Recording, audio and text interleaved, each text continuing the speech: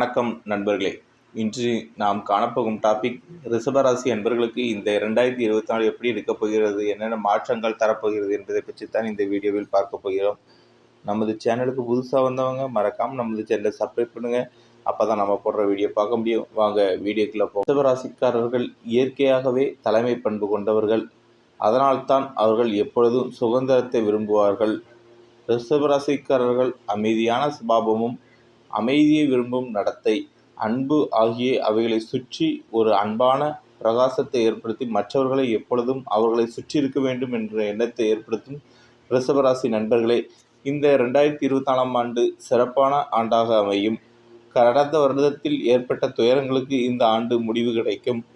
ராகு பகவான் பலம் பெற்று 11ஆம் இடமான லாபஸ்தானத்தில் அமர்ந்திருப்பதால் தொழில் வியாபாரங்கள் செழிப்படையும், கடன் சுமைகள் குறையும், வீண் மருத்துவ விரயங்கள் இருந்து விடுதலை கிடைக்கும், தேகம் ஆரோக்கியமாக காணப்படும், புதிய முதலீடுகளால் லாபம் கிடைக்கும், கூட்டு தொழில் சிறப்படையும், மூத்த சகோதர வழியில் ஆதாயம் கண்டிப்பாக கிடைக்கும், கருத்து வேறுபாடுகள் மறையும், அந்நிய மொழிக்காரர்கள் உதவிகள் கண்டிப்பாக ரிஷபராசி என்பவர்களுக்கு கிடைக்கும், சிலருக்கு வெளிநாடுகளில் வேலைவாய்ப்புகள் உருவாகும், இன்சூரன்ஸ் பணம், ஓய்வூதிய பணம் கிடைக்கும், பணம் வசூலாகும், மறைமுகமாக வரக்கூடிய share market, stock market, trading மூலமாக திடீர் அதிர்ஷ்டத்தை காணலாம்.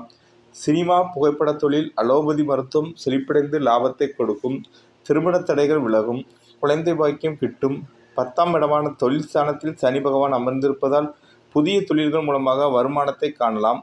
பங்காளிகளுக்குள் இருந்து வந்த கருத்து வேறுபாடுகள் மறையும், வழக்குகள் வாபஸாகும், இரும்பு சார்ந்த தொழில்கள், வண்டி வாகன தொழில்கள் லாபகரமாக அமையும், கீழ்நிலை அரசு ஊழியர்களுக்கு பணி நிரந்தரம் கண்டிப்பாக பதவி உயர்வும் கிடைக்கும்.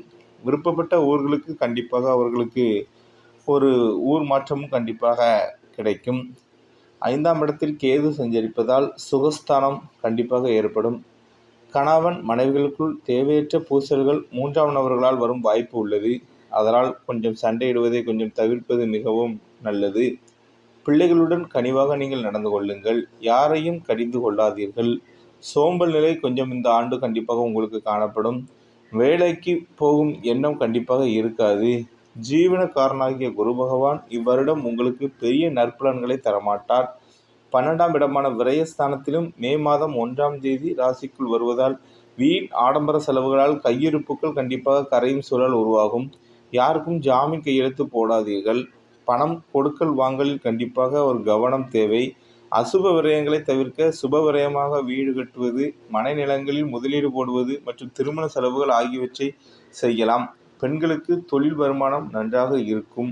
ஆடம்பர செலவுகளை குறைத்து நகை பணம் சேமிப்பதில் நீங்கள் ஆர்வம் காட்டுங்கள். யாரிடமும் தேவையில்லாமல் பகையை உருவாக்கி கொள்ளாதீர்கள். விட்டு கொடுத்து போவதால் மனமகிழ்ச்சி கண்டிப்பாக உங்களுக்கு ஏற்படும். வேலை பார்ப்பவர்களுக்கு பதவி உயர்வு கிடைக்கும். மேலதிகாரியின் பாராட்டுதலும் கிடைக்கும். நிலுவையில் இருந்த பணி சுமைகள் செய்து முடிப்பீர்கள். அலைச்சல் அதிகமாக காணப்படும். உடல்நலில் கவனம் தேவை.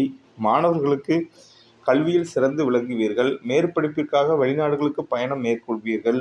போட்டித் தேர்வுகளில் வெற்றி பெறுவீர்கள். மறதி கொஞ்சம் காணப்படும். ஞாபக மறதி.